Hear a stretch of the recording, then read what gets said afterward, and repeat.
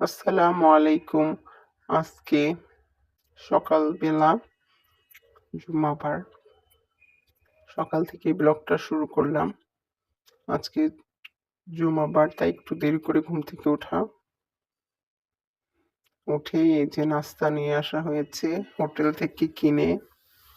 তন্দুর রুটি আর ভাজি হোটেল থেকেই কিনে নিয়ে আসা হয়েছে। যেহেতু দেরি করে ঘুম থেকে উঠেছিলাম, নাস্তা আর বানানো হয়নি। এই যে দুপুরের জন্য গরুর মাংস রান্না করা হবে। এর জন্য আজকে গরুর মাংসটা আমি বসাচ্ছি। আম্মু সবকিছু কেটে কুটে দিয়েছে, রেডি করে দিয়েছে, মশলা সবকিছু বলে দিচ্ছে। আমি আজকে আপনাদের রান্না করে দেখাবো গরুর মাংস, স্পেশাল আমার হাতের গরুর মাংস। এই যে গরুর মাংস ধুয়ে পেঁয়াজ কুচি, আদা রসুন পেস্ট, হলুদ গুঁড়া,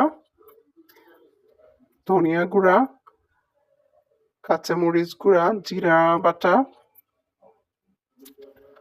এবং আম্মুর হাতে একটা সিক্রেট স্পেশাল মাংসের একটা মশলা, সেটা দিয়ে দিলাম। লবণ এবং তেল দিয়ে সুন্দর করে মাখিয়ে নিব। যে লবণ দিয়ে দিলাম, এখন এটাকে সুন্দরভাবে মাখিয়ে নিতে হবে।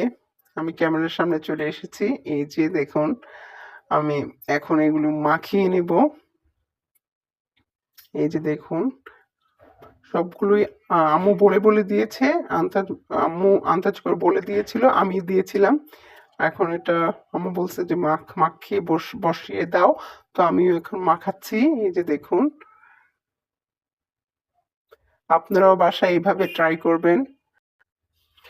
এই যে সুন্দর করে মেখে নিচ্ছি। সুন্দর করে মেখে ঢাকনা দিয়ে চুলাটা ধরিয়ে দেব। দেখুন কিভাবে আমি সুন্দর করে মেখে নিয়েছি। এই যে ঢাকনা দিয়ে এখন চুলার জালটা ধরিয়ে দেব এবং জালটা কমিয়ে দিব। ভালোভাবে কষিয়ে আমি আলু দিব, আলু দিয়ে আরেকটু কষাবো। কষানোর পরে ঝোল দিয়ে দিব। এই যে চুলার জালটা কমিয়ে এই যে কষানো হয়ে গেছে, এখন আলু দিয়ে আরেকটু কষিয়ে নেব। কষিয়ে তারপরে পরিমাণ মতো পানি দিয়ে ঝোল দিব সিদ্ধ হওয়ার জন্য। এবং নামানোর আগে গরম মশলা ফাঁকি দিয়ে আমি নামিয়ে নেব। এই যে কষে গেছে, এখন একটু পানি দেব। পানি দিয়ে মাংসটা সিদ্ধ হওয়া পর্যন্ত অপেক্ষা করব এবং পরে গরম মশলা দিয়ে মাংসটা নামিয়ে নেব।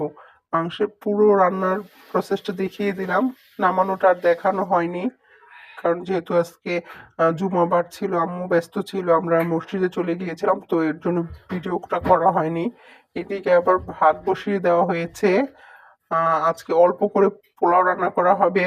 প্রতি শুক্রবারে পোলাও নয়তো ভুনা খিচুড়ি রান্না করা হয় আমার ভাইয়ের জন্য, বড় ভাইয়ের জন্য। ও ভুনা খিচুড়ি নয়তো পোলাও মাংসের সাথে, গরু মাংসের সাথে খেতে পছন্দ করে। আর আব্বু আম্মুর জন্য ভাত রান্না করা হয়েছে। আর এখানে প্রেসার কুকারে মিক্সড ডাল, একটা ঘন একটা মিক্সড ডাল রান্না করা হচ্ছিল, বিভিন্ন পদের ডাল একসাথে দিয়ে, সেটাই।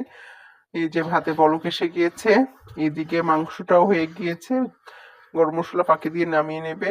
আর এখানে পোলাওটাও বসিয়ে দিচ্ছে আম্মু।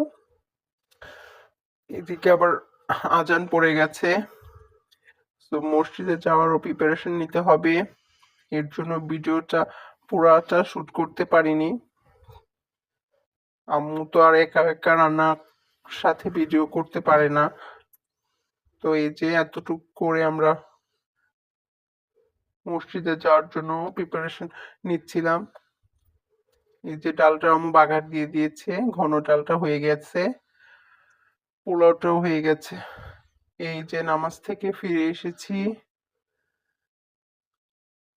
এই যে হাসনা হেনা ফুলের গাছটায় ফুলগুলো আবার নতুন পাতা গজিয়েছে। ডালটা একদম শুকিয়ে গিয়েছিল, আবার নতুন পাতা মেলে একদম সবুজ হয়ে গিয়েছে। এই যে এখন দুপুরের খাওয়া দাওয়া করব। আজকে গরুর মাংস, ঘন মিক্সড ডাল, ডালটা অনেক মজা হয়েছিল, পোলাও আর সাদা ভাত, আর সাথে সালাদটা খুব মজা হয়েছিল।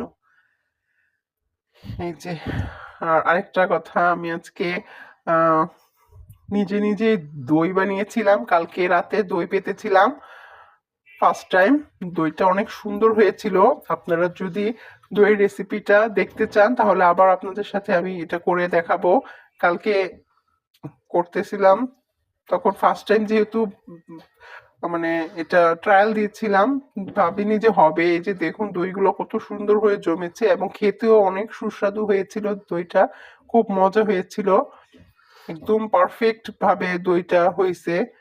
নেক্সটে আমি আবার আপনাদেরকে ভিডিও করে দেখাবো আমি কিভাবে দইটা পেতেছিলাম। দইটা খুব মজা হয়েছিল। দই মেকার আছে আমাদের, কিন্তু দই মেকারে আমরা দই করা হয় না, করলেও সুন্দর হয় না, বাট দই মেকার ছাড়া এবার এত সুন্দর দই হয়েছে। কিছু দই মেকারের জারে দিয়েছিলাম। এই যে আজকের ভিডিওটা যদি ভালো লাগে অবশ্যই লাইক কমেন্ট শেয়ার এবং সাবস্ক্রাইব করবেন। সন্ধ্যা হয়ে গেছে, আজকে ভিডিওটা আর বড় করব না। সন্ধ্যার আকাশটা অনেক সুন্দর, এর জন্য এই সন্ধ্যার ভিডিওটা করেছি। আল্লাহ হাফিজ।